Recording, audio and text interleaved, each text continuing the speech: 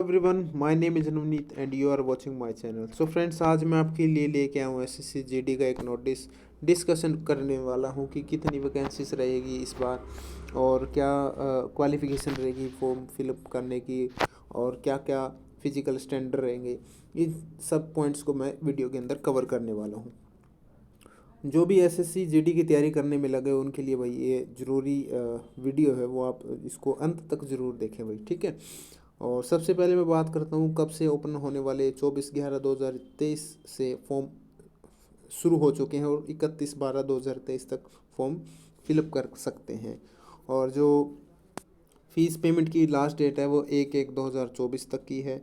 और correction date करने की जो डेट है भाई, करेक्शन डेट है 4/1 से लेकर 6/1/2024 तक रहेगी। और एग्जामिनेशन की बात करता हूँ, कंप्यूटर बेस्ड एग्ज़ाम रहेगा भाई।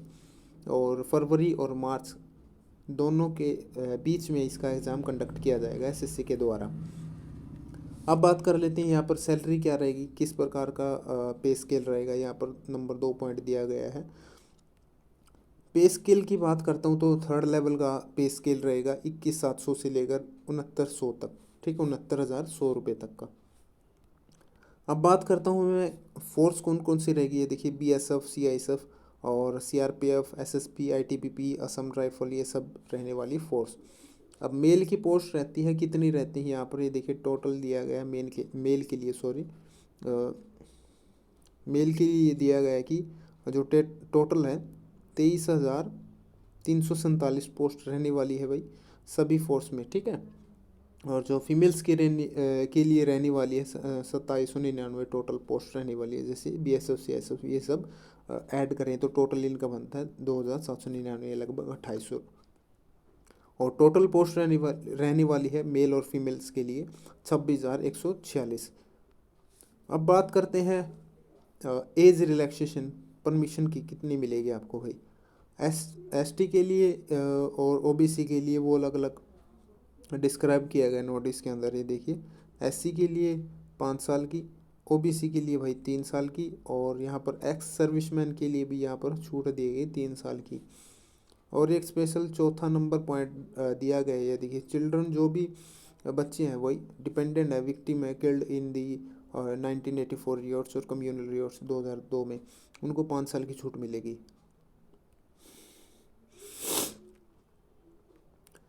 अब बात करते हैं क्वालिफिकेशन की। क्वालिफिकेशन आपका 10th मार्क्स रखा गया, सॉरी 10th क्लास तक रखा गया है। और एजुकेशनल जो क्वालिफिकेशन एज ऑन दी 1/1/2024 तक आपकी 10th हो जाना जरूरी है भाई।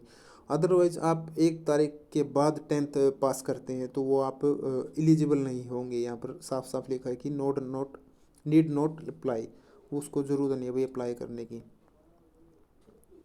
अब बात करते हैं यहाँ पर जिनके पास 12th है या फिर ग्रेजुएशन के अंदर एनसीसी सर्टिफिकेट था, उनको कैटेगराइज किया गया, डिवीज़न किया गया 3 पार्ट्स के अंदर। एनसीसी सर्टिफिकेट सी ग्रेड का, NCC B certificate B grade का, यहाँ पर NCC A certificate A grade का। यानी कि उनको 5% मिलेंगे एनसीसी सी सर्टिफिकेट को, 3% मिलेंगे भाई बी सर्टिफिकेट को, और 2% मिलेंगे ए सर्टिफिकेट को। ये आपके भाई इंसेंटिव और बोनस मार्क्स कहलाते हैं भाई, ठीक है। अब बात करते हैं इसकी फ़ीस कितनी होने वाली है। फ़ीस है जो रहेगी 100 रुपीज़ ओनली 1 कैंडिडेट के लिए, ठीक है। और वुमेंस के लिए बिलोंगिंग शेड्यूल का SC ST examination ESM eligible for regional are the exam from the payment of fees, ठीक है। इनके लिए कोई वो नहीं है, फीस नहीं है। अब बात करते हैं भाई कोरेक्शन डेट की। पहले में मैंने डिस्क्राइब किया था 4/1/2024 से लेकर 6/1/2024 तक की क्या रहेगी आपकी जो कोरेक्शन डेट रहने वाली है। फॉर्म फिलअप करने के बाद कोई आपसे गलती होगी तो आप उसको दोबारा से ठीक कर सकते हैं। उसके बाद आप कोई पोर्टल आपके लिए खुला नहीं होगा, यहाँ पर लिखा गया। अब बात करते हैं भाई, देखिए सेंटर कहाँ कहाँ रहने वाले हैं। सेंटर की बात करता हूँ, जैसे मैं आता हूँ हरियाणा से, ठीक है। तो मेरा जो रीजन रहेगा वो रहता है NWR और NR, यानी कि नॉर्थ रीजन और नॉर्थ वेस्टर्न रीजन। इन सब रीजन्स में आप अप्लाई कर सकते हो। जो भी रीजन आपके नज़दीक लगता है वो आप फिलअप कर सकते हो। या देखिए दिया गया है कि सेंटर ऑफ एग्जामिनेशन ठीक है। सेंट्रल रीजन के अंदर क्या रहेगा, बिहार, उत्तर प्रदेश, ये सब रहेगा, भागलपुर, ये एग्जामिनेशन सेंटर कोड है।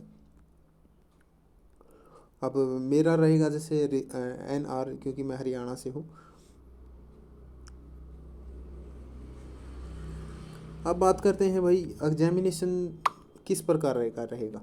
जो आपका पेपर है किस तरह का रहेगा, क्या क्या इसके अंदर आने वाला है। Scheme of examination part A के अंदर आपको दिया गया है कि इंटेलिजेंस एंड रीजनिंग, ये 20 नंबर की होने वाली है, 40 मार्क्स की रहेगी। अब बात करते हैं यहाँ पर नेगेटिव की। नेगेटिव यहाँ पर 1/4 की रहने वाली है भाई, ठीक है। और 80 क्वेश्चन होंगे आपके, 160 मार्क्स के हो गए।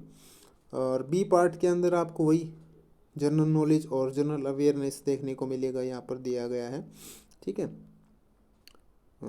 बी पार्ट के अंदर 20 क्वेश्चन 40 मार्क्स के, और सी पार्ट के अंदर मैथमेटिक्स जो 20 नंबर का रहने वाला है, 40 मार्क्स का रहने वाला है, और इंग्लिश और हिंदी 20 मार्क्स की, दोनों में से कुछ भी आ सकता है। देखिए इसके बारे में बाद में डिस्कस करेंगे पार्ट 4 में, इंग्लिश और हिंदी में से कौन सा आपका सब्जेक्ट रहने वाला है। अब बात करते हैं भाई मल्टीपल जो चॉइस टाइप के रहेंगे क्वेश्चन, वो आपका किस किस लैंग्वेज में होने वाला है। यहाँ पर लगभग भाई 12 से 13 लैंग्वेज दी गई है, 1/4 की आपकी नेगेटिव मार्किंग रहेगी। और इसके अंदर दिया गया है कि जो भी आप एग्जामिनेशन आपकी जो एग्जामिनेशन है, आप जो रिजल्ट आने वाला है उसके बाद में, जो पेपर के बाद में रिजल्ट आएगा, वो आप उसके ऊपर ऑब्जेक्शन लगा सकते हो, आप 100 रुपीज़ फीस देकर भाई, ठीक है। वो आप बाद में ऑब्जेक्शन लगा सकते हो सेंटर के ऊपर, सॉरी कमीशन के ऊपर। अब आगे हम बात करते हैं फिजिकली स्टैंडर्ड टेस्ट की, ठीक है, और फिजिकली इफ़िशियंसी टेस्ट की। यहाँ पर 2 प्रकार का टेस्ट दिया गया है, देखिए स्टैंडर्ड टेस्ट और इफ़िशियंसी टेस्ट, दोनों में क्या अंतर है जानते हैं। जो आपका फिजिकली स्टैंडर्ड टेस्ट है और इफ़िशियंसी टेस्ट है, दोनों में डिफरेंस ये है कि आप एक में रेस वगैरह करनी होती है, और दूसरा आपका फिजिकली फिट है, यानी कितना उसकी हाइट, चेस्ट, ये सब आपसे मैपाई की जाती है वहाँ पर।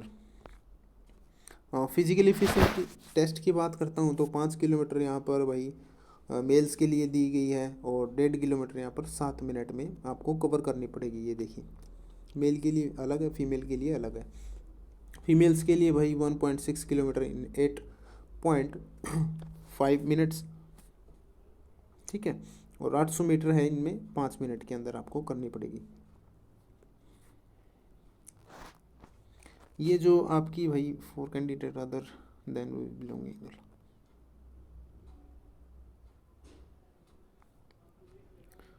अगले पॉइंट पे हम बात करते हैं हाइट कितनी रहने वाली है भाई।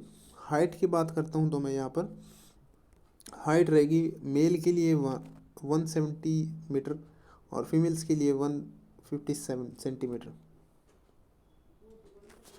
रहेगी।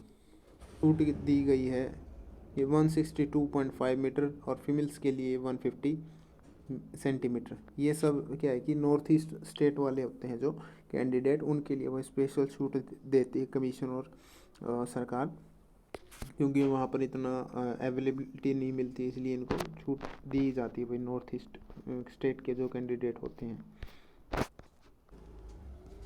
अब बात करते हैं जो भी कैंडिडेट ओवरवेट है या फिर वेट कितना रहने वाला है, ठीक है। अब जैसे कुछ एक कैंडिडेट होते हैं वो ओवरवेट होते हैं अपनी हाइट और एज के अकॉर्डिंग, ठीक है। तो उनमें दिया गया है कि जो आपका हाइट और एज रहने वाला है पर मेडिकल स्टैंडर्ड, ठीक है, जैसे मेरी 5.8 या 9 इंचज़ हाइट है, उसके अकॉर्डिंग मेरा वेट होना ज़रूरी है। ये सब आप पढ़ सकते हैं इस नोटिस के अंदर। अब बात करते हैं जो सिलेक्शन होने वाला है किस प्रकार होने वाला है, ठीक है। अगर आपने पेपर दे दिया, मान लो कि कंप्यूटर बेस्ड टेस्ट, अब आप कैटेगरी अनरिजर्व में आते हैं तो आपको क्वालिफाइंग मार्क्स रहेगा 30%, ओबीसी और ईडब्ल्यू के लिए रहेगा आपका 25% यहाँ पर, ठीक है। और जो ऑल अदर कैटेगरीज है उनको मिलेगा भाई 20%। क्या मिलेगा यहाँ पर आपको, स्कोरिंग कट ऑफ मार्क्स रहेगा। ये आपका जो एनसीसी सर्टिफिकेट होल्डर कैंडिडेट होते हैं वो आप जो अपने 5%, 3% और 2% मार्क्स इसके अंदर ऐड ना करें, ये आपका अलग से रहता है। जो आपका 80 क्वेश्चन आएंगे उनमें से आपका 30% रहने वाला, यानी 160 मार्क्स में से आपका रहेगा। क्वालिफाई करेगा वो, उनको नेक्स्ट स्टेज के लिए बुलाया जाएगा भाई। गाइस